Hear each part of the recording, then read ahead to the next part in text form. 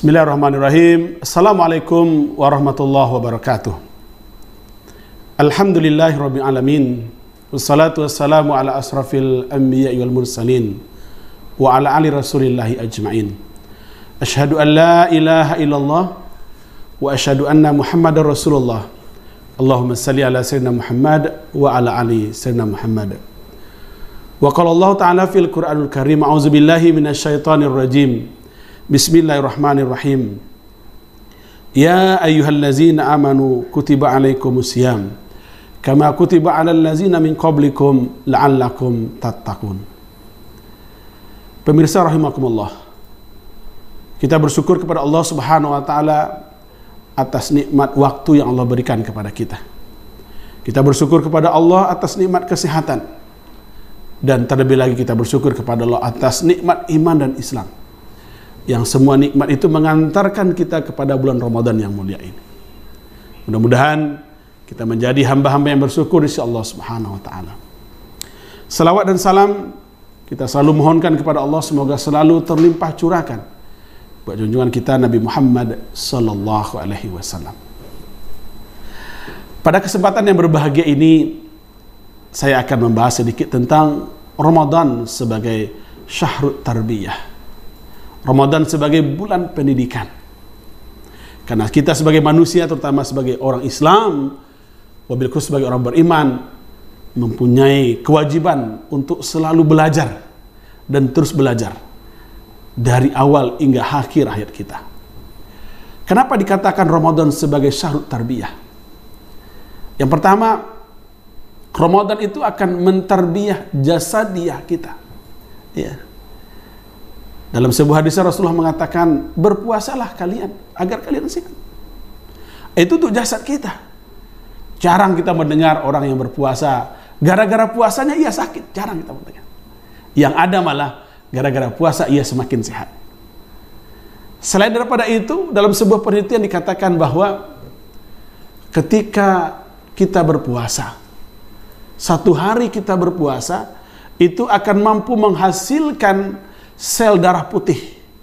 Dan perlu kita pahami bahwa sel darah putih ini merupakan unsur yang sangat penting dalam tubuh kita, karena sel darah putih ini akan mampu menahan, membentengi diri kita dari segala macam virus, bakteri, jamur, dan semua jenis penyakit. Nah, ketika kita berpuasa, sel darah putih ini akan diproduksi secara otomatis untuk 10 hari dalam setiap hari puasa kita. Maka ketika kita berpuasa sebulan penuh selama 30 hari, lalu ditambah dengan puasa 6 di hari Syawal, maka cukup sudah sebenarnya puasa itu mentarbiyah tubuh kita agar kita terhindar dari segala macam penyakit selama setahun penuh. Itu yang pertama. Yang kedua, puasa itu selain mentarbiyah secara di dalam juga mampu menjadikan tubuh kita lebih sehat. Ya. Orang yang penyakit mah, orang yang penyakit apa saja biasanya akan sembuh dengan sendirinya kalau ia berpuasa dengan baik dan benar. Itu yang pertama. Yang kedua, kenapa Ramadan itu dikatakan sebagai syahrut tarbiyah? Dia mentarbiyah fikiran kita, mentarbiyah fikroh kita. Ya. Di antara fikroh kita yang harus tarbiyah adalah bagaimana kita bisa disiplin melaksanakan sholat subuh di awal waktu, berjamaah di masjid, sholat zuhur, sholat asar, sholat maghrib, sholat isya, bahkan ditambah sholat tarawih. Ada yang 11 rakaat, ada yang 23 rakaat, tidak masalah. Yang masalah adalah yang tidak sholat. Jadi jangan kita mempermasalahkan orang yang 11 sama yang 23, yang sampai seperti ada seorang preman ketika ditanya, kenapa Anda tidak sholat? Wah Ustadz, dalam Islam sesuatu yang dipertentangkan ditinggalkan. Di masjid sebelah kanan rumah saya itu sholatnya 11 rakaat. Di masjid sebelah kiri saya sholatnya 23 rakaat. Karena saya melihat pertentangan yang luar biasa, maka saya tinggalkan, saya tidak sholat. Itu salah namanya. Bukan seperti itu pemahamannya. Ya. Maka kita dididik untuk disiplin untuk setiap sholat kita. Belum lagi disiplin untuk tadarus kita. Belum lagi disiplin untuk sahur kita. Ada waktu-waktunya. Belum lagi kita disiplin untuk zikir-zikir kita. Nah, fikroh kita ini harus benar ketika datang Ramadan. Jangan sampai ada yang mengatakan bahwa tidurnya orang berpuasa adalah ibadah. Bukan seperti itu Islam mengajarkan. Bukan berarti selepas sahur kita tidur, lalu selepas sholat zuhur kita tidur, sampai menjelang berbuka kita baru bangun. Bukan seperti itu.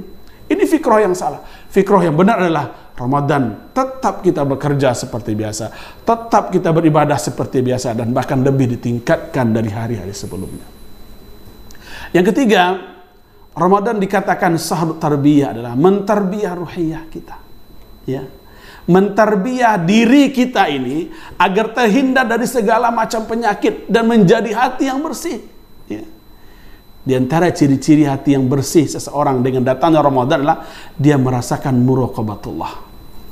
Coba bapak-bapak yang pulang kerja, ya, tidak ada satupun yang berani pulang jam 5 haus lapar, istri nggak ada di rumah, anak nggak ada di rumah, nggak ada satupun yang berani yang mencoba mencicipi, jangankan untuk menghabiskan makan, mencicipi dia nggak berani.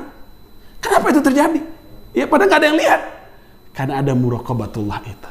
Dan itulah yang dididik oleh Ramadan. Inilah yang mulai hilang dari masyarakat kita. Inilah yang mulai kita ingin mencari kembali, ingin menimbulkan kembali ada rasa muraqabatullah, merasa diawasi oleh Allah Subhanahu wa taala. Dan Ramadan datang untuk itu. Ya.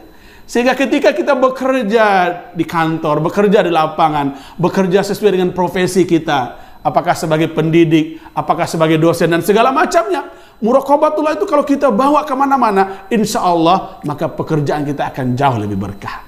Kita tidak dengan gampang, ya, tidak dengan gampang meninggalkan kewajiban-kewajiban kita, karena kita merasa diawasi oleh Allah Subhanahu Wa Taala. Suatu ketika Abdullah bin Dinar berjalan bersama Umar bin Khattab dari Madinah ke Mekah, yang jaraknya cukup lumayan jauh, 450 km lebih kurang.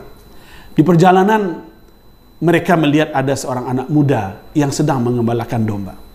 Lalu oleh Umar didekati, wahai anak muda, juallah dombamu agak 1 ekor kepada kami. Apakah jawaban anak muda itu? Oh tidak bisa Tuhan, ini bukan domba saya hanyalah budak, saya hanyalah pengembala biasa. Kata Umar, kan kamu bisa mengatakan kepada Tuhanmu, salah satu di domba kita wahai Tuhan diterkam oleh serigala. Lalu dengan muka yang sedikit memerah, anak muda itu mengatakan, kalaupun Tuhan saya percaya, tapi di manakah Allah yang Maha memperhatikan? Di manakah Allah yang Maha melihat setiap tindak tanduk kita? Mendengar jawaban itu Umar gemetar. Maka ketika itu dia mengatakan, wahai anak muda, kalau engkau mengatakan dengan benar dari hatimu, maka engkau akan dimasukkan ke dalam surga oleh Allah Subhanahu Wa Taala. Dan dengan ini aku akan membebaskanmu dari perbudakan. Itu ketika seseorang merasakan muraqabatullah. Maka kita berharap Ramadan tahun ini mendidik jiwa kita, mendidik hati-hati kita agar merasa lebih dekat kepada Allah Subhanahu Wa Taala. Mudah-mudahan apa yang kami sampaikan ada manfaatnya. Billahi taufiq wal hidayah. Wassalamualaikum warahmatullahi wabarakatuh.